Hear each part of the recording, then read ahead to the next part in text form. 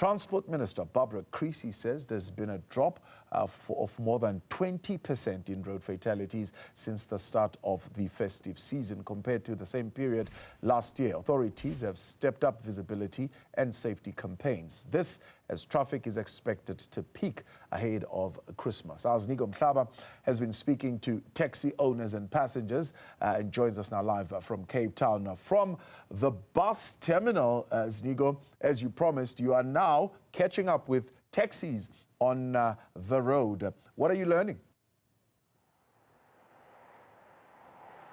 Well, Prati, we're catching up with the taxis as well, but most interestingly, when we got to our next destination, which is one of the filling stations along the N1 towards the northern direction that's going to the Free State and the province of Gauteng, we came across a very interesting picture of people who are not necessarily looking for the official transportation modes, whether we're talking about the buses, as we see that bus exiting this filling station, or the taxis.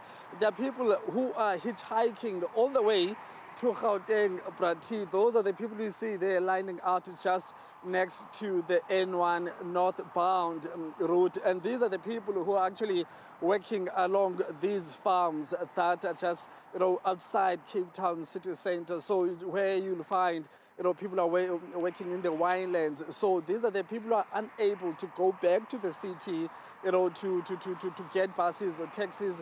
They then decide to just walk up to the main road and hitchhike from there, and there's plenty of them. Even some of them are just, sitting, waiting patiently for the truck drivers who are currently, resting in this particular filling station. As you'll see them there on our visuals, they are sitting down, waiting patiently for these trucks to move. Once they move, they will do the same, operation of hitchhiking. And you know that, long-distance drivers are not permitted to carry any passengers, whether it's an official or it just needs to be a driver alone.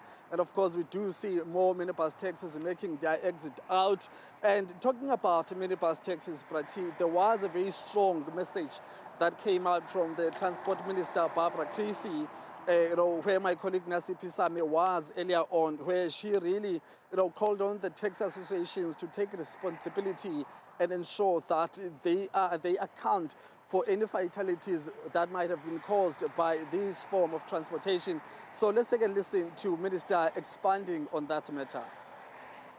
We've also had a situation where we found a taxi that was on its way to the Eastern Cape with 26 people inside a 16-seater vehicle.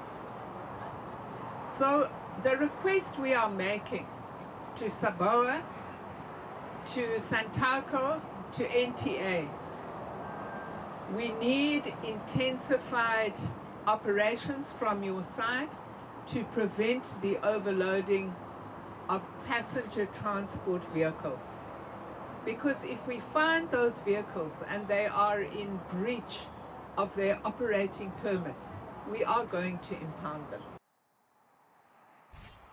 That's Transport Minister there, Minister Barbara Creecy, just expanding or extending, an arm towards the taxi responsibility, the taxi industry in regards to their responsibility. So the taxis that are really exiting this particular province, they are going to, firstly, the Eastern Cape, about 70% of them, and they are going to use the N1 route and then make a turn in Beaufort West, which is about 5 hours away from the city center.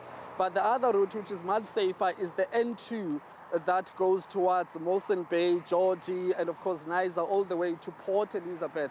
And then from there, they will go to towns, small towns such as Queenstown, Ofimva, Batsomo, and many other small towns of the Eastern Cape. And there's a special focus as far as law enforcement authorities are concerned between this road, between these two provinces, because most road fatalities, especially when it comes to public transport, it happens between, actually at the border between the Eastern Cape and the Western Cape. That's why we will see multiple mass accidents taking place due to the fatigue, because there's that stretch of road between Aberdeen and Queenstown, which goes for about 20 kilometers, and it's a straight road. So as a driver, if you are not prepared for that particular stretch of the road, you're definitely going to get serious fatigue and you might lose control of your vehicle. And that's a road that is a two-lane road, one that's going to the Eastern Cape and the one that's driving towards the Western Cape province. So we will also notice that high visibility of law enforcement agencies along the N2, along the N1. So as far